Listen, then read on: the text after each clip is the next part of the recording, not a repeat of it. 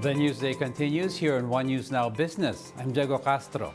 Here are the biggest stories on the economic and corporate fronts. The Philippines and the European Union are exploring the resumption of negotiations for a free trade agreement. European Commission President Ursula von der Leyen welcomed the relaunch of negotiations, which have been stalled since 2017. The EC leader said an FTA has huge potential for both parties in terms of economic growth and job creation. Trade Secretary Alfred Pascual said formal negotiations for free trade could start early 2024. Pascual says the Philippines will ask to carry over the same preferential treatment from the EU's Generalized Scheme of Preferences Plus to the potential FTA. This from the Philippine Star. UK-based think tank Pantheon Macroeconomics says the Maharlika Investment Fund is likely to lead to lower infrastructure spending in the short term. In a report, economists from the think tank said funds that will be used to capitalize the MIF would translate to fewer resources for the government. They note that with fiscal consolidation a priority, the end result will likely be a smaller public outlay for infrastructure. The recently signed Maharlika Fund will have an authorized capital stock of 500 billion pesos with an initial subscription of 125 billion pesos by government financial institutions, Land Bank and DBP, as well as the national government. The government's contribution will come from the Bangko Sentral, the income of PAGCOR, and the privatization of state assets. The Bangko Sentral sees July inflation settling below the 5% mark. The central bank said headline inflation in the previous month likely settled within 4.1% to 4.9%. The BSP cited several factors, including the reduction in electricity rates and the stronger peso. Inflation in June slowed to 5.4%. The BSP's forecast is realized this will mark the sixth straight month of easing inflation since January's 8.7%. We'll be back with more stories after the break. Keep it here on One News.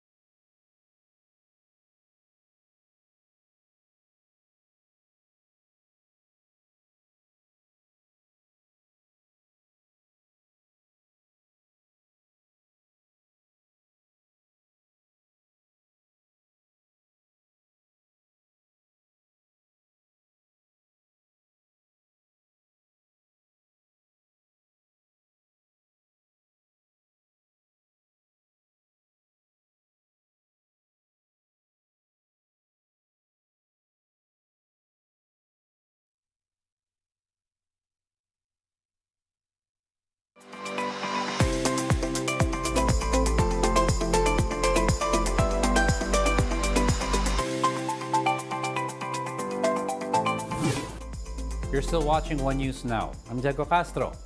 Some weather updates. Parts of Luzon are still in deep flood due to incessant rains triggered by the Habagat, which is enhanced by Typhoon Falcon. In Pampanga, river-like flood waters are still observed in parts of Macabebe and Santo Tomas. Pampanga is among the many towns that was placed under state of calamity due to the flood. Most municipalities in Bulacan are also under deep flood. Governor Daniel Fernando attributes the flood waters to waters released from the Bustos Dam. Meanwhile, Fernando is calling for a clear master plan to resolve the flooding in the province. Congressman Joey Salceda also supported this plea, not only in Bulacan but also in NCR. Ito pong isa sa mga kailangan natin. The implementation of the Bayabas Dam project.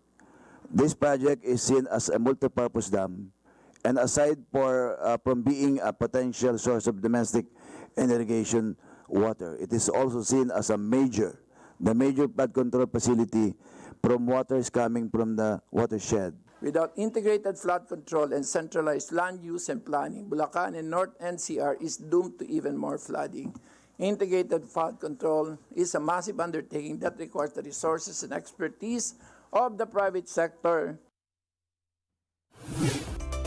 Following the recent typhoons, Federation of Free Farmers expresses support for the government's plan to import more rice, but notes that the private sector has become more hesitant to do so. Federation of Free Farmers National Manager Raul Montemayor warns that without imports, the country's rice supply could fall to the critical level by September, as current stock is only enough to cover the July to August period. Montemayor also tells the big story that the private sector has become more hesitant to import rice due to higher prices in the global market. He says the government may choose to import more stocks by itself, but it is facing some legal obstacles under the rice tariffication law. The rice tariffication law actually prohibited the NFA from importing rice. It was supposed to get its buffer stock exclusively from local farmers. So they might try to go around that provision in the law by importing through another agency. But it's against the spirit of the law. And at the same time, it could be a little bit late already in the game. Montemayor also explains that the July to September period is crucial, as harvests only begin by the end of September or the start of October. He says the effects of egay may even prolong the so-called lean months, as farmers will have to replant and reschedule their harvest. Aside from those, Montemayor sees more rice supply issues by next year, with El Nino affecting irrigation. If we do not get enough imports in the next few weeks, magkakaproblema tayo sa September. Pagdating ng October, November, okay na tayo dahil harvest time na yon. No? Our next problem will be next year actually, because El Nino, it will be good for the harvest because it will be not so rainy. So it will be good for the harvest in October, November. But the dams will not be filled up with water, so that when we start our dry season crop next year, baka walang irrigation water. So magkakaproblema na naman tayo next year sa supply. A slight increase in prices of some raw goods and commodities are observed in a wet market in Quezon City after Typhoon Egay hit the country. For updates, we have Laila Pangilinan reporting live in Mega Q-Mart, Quezon City. Laila, kamusta na mga presyo natin dyan? Eto na nga, Diego, prices have slightly increased for our lowland vegetables while some products or their prices remain the same. In this market in Quezon City, well-milled rice costs about 44 to 46 pesos per kilo. Walang pagbabago ang presyuhan dyan, while prices of white sugar remain the same, which range between 83 to 89 pesos. For those who feel like frying tilapia, it's still at 130 pesos per kilo. There is also a 40 peso increase in galunggong from July 27's price monitoring, which now ranges from 240 to 260 pesos per kilo. For those craving for paksiw na bangus on a rainy Tuesday, milkfish ranges from 140 to 240 pesos per kilo. For beef lovers, beef rump or tapadera costs 390 to 550 pesos per kilo, while the brisket is at 340 to 450 pesos a kilo. For pork lovers who's in the mood to cook adobo and menudo, this ranges from 265 pesos to 340 pesos a kilo. For liempo fans, it's at 325 to 330 pesos per kilo. For those who fancy tinolang manok, it's at 200 to 210 pesos per kilo compared to last July 27's 200 pesos per kilo. While medium-sized eggs ranges from 6 to 8 pesos and 50 centavos per piece. Meanwhile, prices of local red onions remain the same at 160 to 180 pesos per kilo, while tomatoes dropped by 10 pesos from last July 27's 100 pesos, which is now at 90 pesos to 120 pesos per kilo. Pechay Bagyo, on the other hand, increased by 20 pesos, which is now at 100 to 120 pesos per kilo.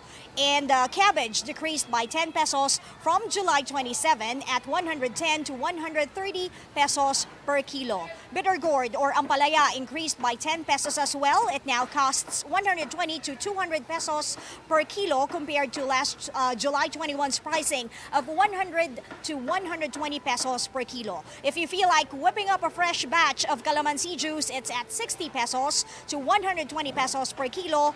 And that's 20 pesos higher actually than July 27. Although some prices, Diego, of the produce and products have gone up, some meanwhile remained the same based on last week's pricing. Diego.